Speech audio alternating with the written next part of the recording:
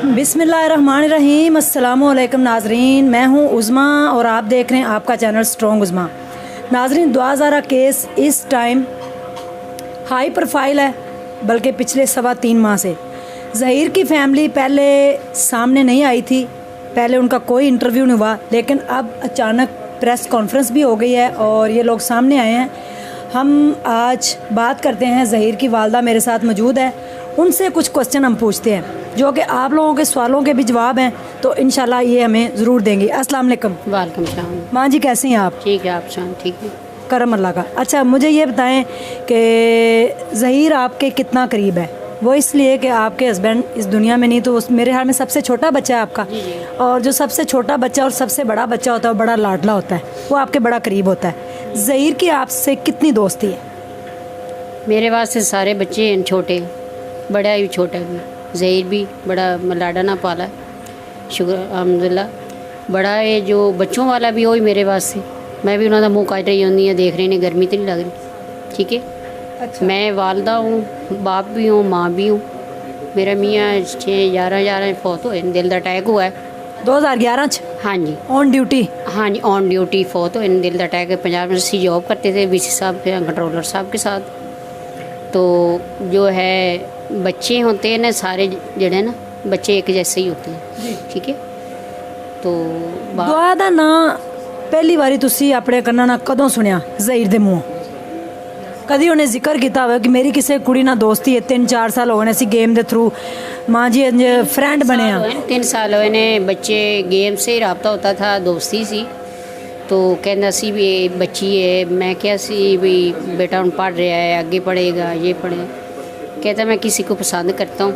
आपको बताया? हाँ। कितने साल पहले?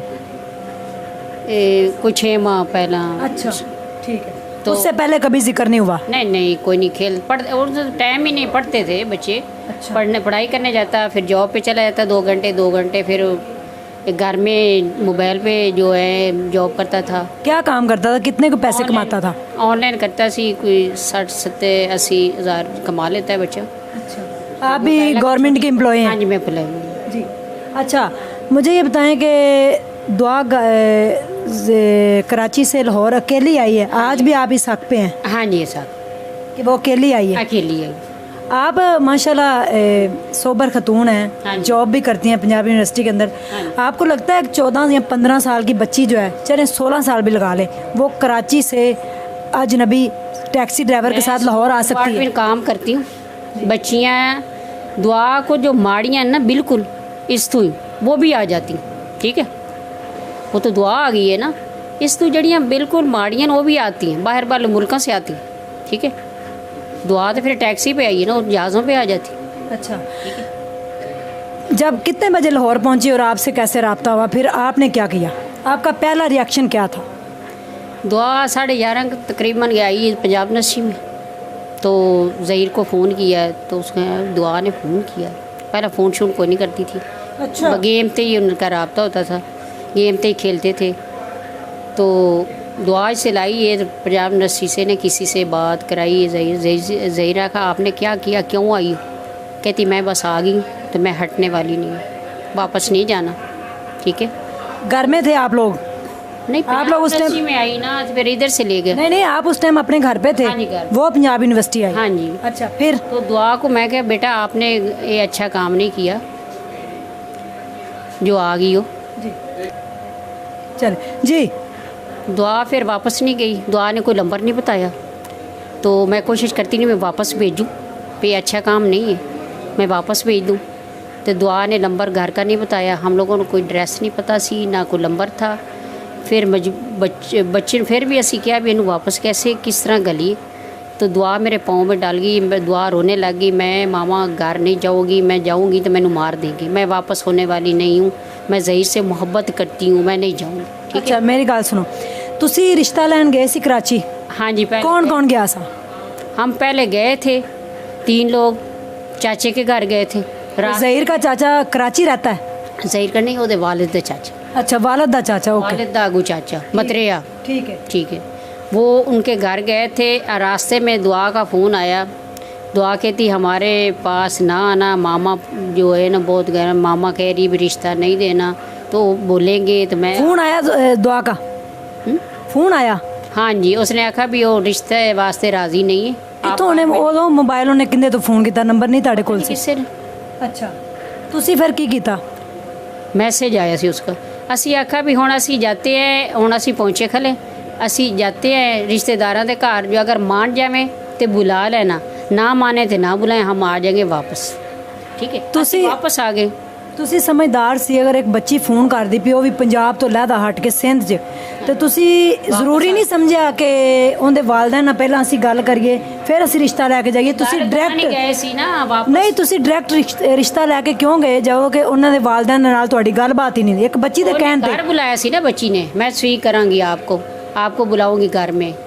ਤੇ ਘਰ में ਅਸੀਂ ਘਰ ਦਾ ਪਤਾ ਹੀ ਨਹੀਂ, ਅਸੀਂ ਗਏ ਵਾਪਸ ਆ ਗਏ ਮਿਲ ਤੇ ਆਪਣੇ ਰਿਸ਼ਤੇਦਾਰਾਂ ਨੂੰ ਮਿਲ ਕੇ ਆ ਗਏ। ਉੱਥੇ ਇੱਕ ਸਾਡੀ ਨਾ ਬਜ਼ੁਰਗ ਜੋ ਬਿਮਾਰ ਸੀ, ਅਸੀਂ ਇਸ ਬਹਾਨੇ ਚਲੋ उनको भी मिल लावांगे, उसका पता कर आएंगे। ठीक है, ਅਸੀਂ वापस आ गए, उसका कमर का मसला था, उस मिल के आ गए। ਅਸੀਂ वापस आए तो उसके बाद कुछ अरसे बाद दुआ खुद आ गई। ਕਿੰਨੀ ਦੇਰ ਬਾਅਦ? कुछ हफ्ता डेढ़ तकरीबन वो आ गई वापस। और दुआ ਨੂੰ ਕਿਹਾ ਸੀ ਬਈ ਤੂੰ ਕੀ ਕੀਤਾ, फिर मना लेती, फिर बुला लेती आप लोगों को, फिर रिश्ता ले लेते, बात करा देती। वो कहती मैं हटने वाली नहीं हूँ, मैं जाना नहीं। ਅੱਛਾ, ਤੁਸੀਂ ਕਹਿੰਦੇ ਹੋ ਕਿ ਸਾਡੇ ਕੋਲ ਉਹਨਾਂ ਦਾ ਨੰਬਰ ਨਹੀਂ ਸੀ ਆਇਆ 1 ਮਹੀਨੇ ਤੱਕ? ਲੰਬਾ 1 ਮਹੀਨੇ ਤੱਕ ਨੰਬਰ ਨਹੀਂ ਉਹਨੇ ਹੈਗਾ? ਪਤਾ ਨਹੀਂ ਕਿਵੇਂ ਕੀਤਾ, ਉਸ ਮੈਸੇਜ ਕੀਤਾ ਕਿਵੇਂ ਕੀਤਾ, ਪਰ ਉਹ ਨੰਬਰ ਸਾਡੇ ਕੋਲ ਨਹੀਂ, ਉਹਨਾਂ ਦੇ ਘਰ ਦਾ ਨੰਬਰ ਨਹੀਂ।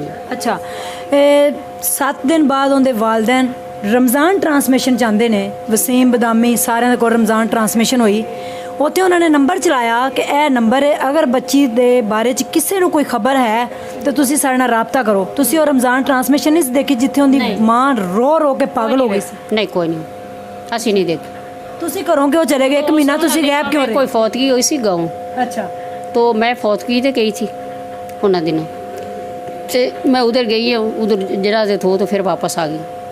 तो उन्होंने दिनों असी ने वेखा भी क्या हो रहा है क्या नहीं, टेंशन थी, बच्चों को ठहरा दे गई पर ये हो रहा है। बहरहाल मैं नहीं देखा जो तू कह रही है। ਅੱਛਾ, ਨਿਕਾਹ ਕਦੋਂ ਹੋਇਆ ਸੀ? निकाह दूसरे दिन ਕਿੱਥੇ ਕੀਤਾ ਸੀ? ਤੁਸੀਂ ਨਾਲ ਸੀ? High court. ਤੁਸੀਂ ਆਪ ਨਾਲ ਸੀ? हाँ जी, बेटे भी नाल सन, कोई और भी सन, ਤੁਸੀਂ ਵੀ ਨਿਸਾਰ ਨਾਲ ਸੀ? सारे से। ਤੁਸੀਂ ਗਏ ਸੀ? हाँ मैं गई थी पर वापस आ गई थी। ਨਿਕਾਹ आपके सामने नहीं हुआ? हुआ है अच्छा, ਤੁਸੀਂ ਨਿਕਾਹ 'ਚ ਬੈਠੇ ਹੋ? निकाह मैं दफ्तर में बैठी रही हूँ, नाल निकाह खान से वो निकाह होया। ਯਾਨੀ ਕਿ ਜਿਹੜੇ ਦਫ਼ਤਰ 'ਚ ਤੁਸੀਂ ਬੈਠੇ ਹੋ ਉਹਦੇ ਨਾਲ ਦੇ ਦਫ਼ਤਰ 'ਚ ਨਿਕਾਹ ਹੋਇਆ? हाँ जी, उधर ही निकाह। ਅੱਛਾ, ਸਬਜ਼ਾਦਾਰ ਦੇ ਵਿੱਚ ਜਿਹੜਾ ਖਾੜਕ ਨਾਲੇ 'ਚ ਘਰ ਹੈ ਉਹ ਕਿੰਦਾ ਹੈ? साढ़ा तो नहीं, ਉੱਥੇ ਕੌਣ ਰਹਿੰਦਾ ਹੈ? पता नहीं कौन रहता, तू ही बता रही। तो मैं पहले भी सोच चुकी, सब जबदार रह रहे, ये रह रहे, कोई गैंग बता रहा, कोई कुछ बता रहा। ਨਹੀਂ, ਅਸੀਂ ਗੈਂਗ ਨਹੀਂ ਕਹਿ ਰਹੇ, ਮੈਂ ਅੱਜ ਤੱਕ ਵੀ ਗੈਂਗ ਨਹੀਂ ਤੁਹਾਨੂੰ ਕਿਹਾ।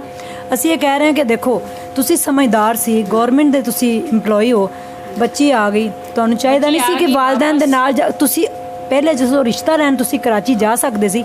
ਜਦੋਂ ਬੱਚੀ ਆ ਗਈ, ਬੱਚੀ ਨੂੰ ਦੱਸਣ ਤੋਂ ਬਗੈਰ, 1 ਮਿੰਟ, बहुत किए, बच्ची नहीं जाना चाहती थी, क्या करें, एक मिनट। निकाह करना पड़ा। 1 ਮਿੰਟ, ਤੁਸੀਂ ਬੱਚੀ ਨੂੰ ਰਹਿਣ ਦੇਣਾ ਸੀ ਘਰ, ਸ਼ਬੀਰ ਤੁਹਾਡਾ ਬੇਟਾ ਸਮਝਦਾਰ, ਤੇ ਤੁਸੀਂ ਦੋਨਾਂ ਨੇ ਜਾਣਾ ਸੀ ਕਰਾਚੀ ਬੱਸ ਫੜ ਕੇ ਜਾਂ ਟ੍ਰੇਨ ਫੜ ਕੇ, ਜਾ ਕੇ ਉਹਨਾਂ ਦੇ ਵਾਲਿदैन ਨੂੰ ਕਹਿਣਾ ਸੀ ਕਿ ਬੱਚੀ ਸਾਡੇ ਕੋਲ। पता ही नहीं सी जैसे कैसे जा। ਤੁਸੀਂ ਉਸ ਦਿਨ ਕਿਹਾ ਹੈ ਕਿ ਸਾਡੇ ਰਿਸ਼ਤੇਦਾਰ ਕੋਈ ਕਜ਼ਨ ਉਹਨਾਂ ਦੇ ਘਰ ਰਿਸ਼ਤਾ ਮੰਗਣ ਵੀ ਗਏ ਨੇ ਤੇ ਉਹਨਾਂ ਇਨਕਾਰ ਕੀਤਾ ਹੈ। किस कह रहे हो? ਜਿੱਦਾਂ ਤੁਹਾਡੇ ਘਰ ਵਲੌਗ ਬਣਾਉਣ ਗਏ ਨਾ, ਉਹਦੇ 'ਚ ਤੁਸੀਂ ਕਿਹਾ ਹੈ ਕਿ ਉਸ ਦਿਨ ਰਿਸ਼ਤੇਦਾਰ ਸਾਡੇ ਜਿਹੜੇ ਕਜ਼ਨ ਉਹ ਗਏ ਸੀ ਇਹਨਾਂ ਦੇ ਤੇ ਉਹ ਰਿਸ਼ਤਾ ਮੰਗਣ ਗਏ ਸੀ।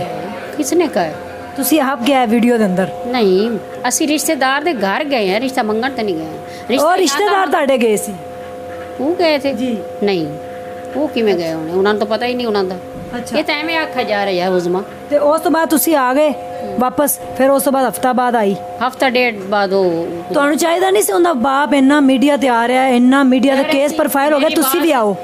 मेरी बात सुनो, ये असी गैंग सदीना सी, यतीम बच्चा ने सब कुछ होना सी, ये हमारी किस्मत में पड़ा हुआ है। ठीक है, ये किस्मत, इन लोगों ने सब लोगों ने बातें बताई, गैंग है ये है, असी गैंग है, भला गैंग को कहे जाता? असी नहीं क्या गैंग? ना दुआ को छोड़ा है, जो गैर दुआ को छोड़ दिया है, ये कर दिया है, उसको दुआ को असी क्यों रखा है? हिफाजत में ज़हीर जा रहा था कराची आधी ज़मानत ने, दुआ ने आखा जो मैंने फ़ोन मैसेज आ रहे मैंने मार देंगे दुआ को असी ਉਹ ਤੁਸੀਂ ਮੈਸੇਜ ਸੇਵ ਕੀਤੇ ਨੇ? वैसे सेव करके गया ज़हीर। ਤੁਸੀਂ ਮੈਸੇਜ ਉਹ ਸੇਵ ਕੀਤੇ ਨੇ ਜਿੰਨੇ ਤੋਂ ਕਾਲਾਂ ਆ ਰਹੀਆਂ ਤੇ ਮਾਰ ਦੇਣਗੇ ਵੀ ਮੈਸੇਜ ਜਿਹੜੇ ਦੁਆ ਨੂੰ ਆ ਰਹੇ ਸੇਵ ਕੀ ਕਰਨੇ ਅਸੀਂ ਤਾਂ ਵੈਸੇ ਹੀ ਉਹਨਾਂ ਸਾਨੂੰ ਪਤਾ ਨਹੀਂ ਕੀ ਕਹਿ ਰਹੇ ਨੇ ਕੋਈ ਬੰਦਾ ਉਹ ਪੜ ਲੈਂਦਾ 1000 ਰੁਪਏ ਦੇ ਦਿੰਦੇ ਤਾਂ ਉਹਨਾਂ ਕਹਿੰਦੇ ਇਹ ਗਲਤ ਬੋਲ ਜਾ ਸਾਡੇ ਕਿਰਾਏਦਾਰਾਂ ਨੇ ਗਲਤ ਬੋਲਣਾ ਤੇ ਫਿਰ ਕਟਾਣੀ ਸੀ मैं फिर भी वो बाबे के मुंह चुप कर गई हूँ वो गलत गल्ला करे ये है न ये ऐसे है आगे अजय मैं जाना उनके घर जी अच्छा मेरी गल सुनो हुण तुसी की चाहते हो चाहिए हुण तुसी की मैं चाहते तो हो कुछ भी नहीं चाहती माफ़ी दे दे मैंने बच्ची कहती मेरी माफ़ी मांग रही है ठीक है बच्ची नू माफ़ कर दे बच्ची नू माफ़ करन बच्ची नू माफ़ कर दे ना बच्ची माफ़ ਐਪਲੀਕੇਸ਼ਨ ਤੁਸੀਂ ਕਿਉਂ ਦਿੱਤੀ ਤੁਹਾਡੇ ਵਕੀਲ ਨੇ ਆਖਰ ਦਿੱਤੀ ਨਾ ਕਿ ਬੱਚੀ ਕਹਿੰਦੀ ਮੇਰੇ ਜ਼ਹੀਰ ਦੇ ਨਾਲ 3 ਮਹੀਨਿਆਂ ਤੋਂ ਘਰੇਲੂ ਨਾ ਚਾਕੀ ਤੇ ਮੈਂ दारुल मान रहना वो चाहती तो गलती से होया है कुछ नहीं है ऐसा कुछ भी नहीं है जज साहब से पूछ ले वो तो शाम का टाइम है तो टाइप करने लगे तो गलत तो फिर जज ने आखा कि ये क्या किया वो ते आखिर मीडिया उन्होंने चाल ही दी तो बिल्कुल समझ नहीं आ रही एक मिनट साढ़ा जा रहा वो गलती हुई है मैं ये कि नहीं सपारे तो गलती हुई है यार